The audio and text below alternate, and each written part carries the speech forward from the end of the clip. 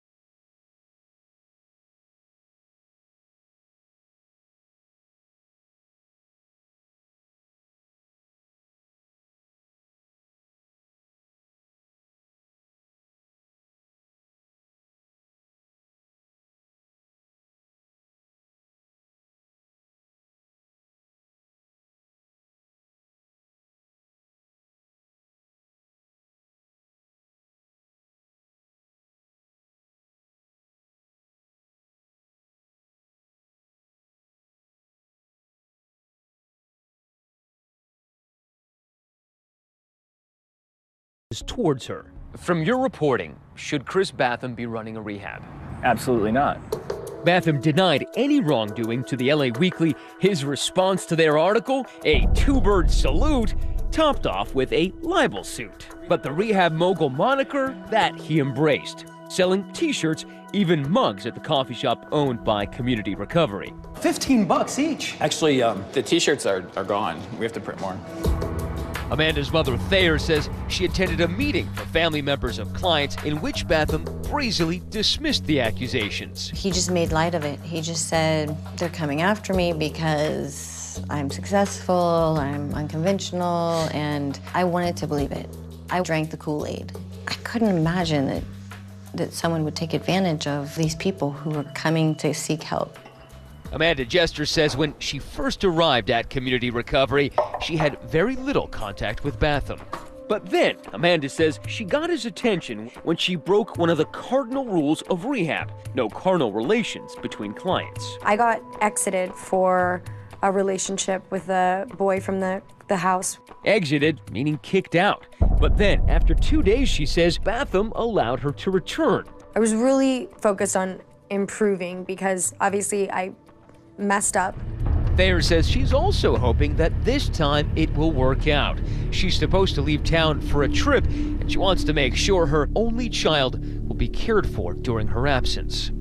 I went up to Chris and said, I'm gonna really miss my girl, and he assured me she was in really good hands. Amanda says what happened next is so egregious, she filed a lawsuit against Bathum. This is the sweat lodge. She says he invited her into that makeshift sweat lodge covered in cast-off blankets. What do you heat it with? The rocks are cooked on a fire, and then they come in glowing hot, and then water's poured out of them almost like a sauna. She says it's a regular guided meditation session, and that there's a group of around 8 people inside, with Bathum leading the session. I was there. It's very small. It's very small, it's tight, it's pitch black dark, you can't see anything. So it's intended to be a very spiritual experience. Yes. But according to her story, the spirit that was conjured up inside was an evil one. He started to rub my leg up and down. I kind of went into panic mode and I didn't know what to do, so I froze. In her lawsuit, Amanda alleges Bathum slipped his fingers into her vagina. And throughout, Amanda says because she was so afraid, she doesn't make a sound. Why don't you push him off? I did at first. It was kind of like inching away and uncomfortable. I didn't know really what to do. I felt stuck, I guess. I mean, he's the owner. She says she tells no one, and that 3 days later, a staff member tells her that a van is going to take her to meet Chris Bathum to do some shopping. She says she's dropped off at a local Costco where Bathum meets her and leads her to his waiting Tesla. He said, let's go, and told me that he got a hotel room at the Four Seasons. I just felt like I had to. I had no other choice. Amanda says they go inside the hotel room. We sit down on the bed and I asked him, are you high? And he said yes. And then I asked him, are you on meth? And he said yes. I said, listen, I have no intention of doing drugs. I'm happy being sober. I want to be sober. But according to her complaint, he has other plans. It says Bathum demanded that she take off her clothes, stuck his fingers in her vagina, and insisted on performing oral sex on her before allowing her to leave the hotel room. I was disgusted. He smelled bad, he was gross, and I honestly wanted to push him off of my body. But I was stuck in this hotel room with this man who had control over my living situation. I have no credit card, no money, no cell phone. I felt like I had no choice. Amanda says when she returns to the house, she doesn't feel right. My head started being tingly, my eyes were dilated. She says she realizes she's high, and now she says she knows what happened. I did not do methamphetamine. He had it on his fingers and injected it through molesting me. Apparently, you can get high that way. Amanda says she's in shock and despair, and this time she says she goes directly to 2 staff members to tell them what happened. I was told to not tell anyone. But then Amanda decides to tell her mother what she says happened to her in the sweat lodge and the hotel. What went through your mind? I was appalled and instantly furious.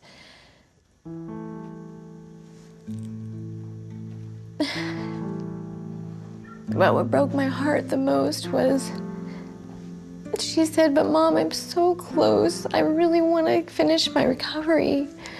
But I just don't know if I can anymore because I don't feel safe there now. We asked Bathum about Amanda's accusations. He says they are completely untrue and bizarre. As for her accusations that he was high on meth... So the question to you is, do you use drugs? No, I don't. I mean, when you say drugs, you have to define it because it's so hard. You know, coffee's a drug for sure. Do you use I meth? smoke cigars at times. I do not use meth. Have you ever used meth? I have experimented with every drug probably known that's out there because I think it's important to do that a long time ago and to know long-term effect for sure. And I used drugs in my youth at certain times. I'm not going to get into a big thing more than that. Next, Amanda's not alone. Other accusers come forward with disturbing accusations. He came up to me and was like, I would like to do some one-on-one work with you. They say Bathum derailed their sobriety, exploited their secrets. Some of the stuff that I shared with him, I hadn't shared with anyone my entire life. And lured them in at their most vulnerable. The guy who's supposed to make the place safe is saying, I'll get you drugs.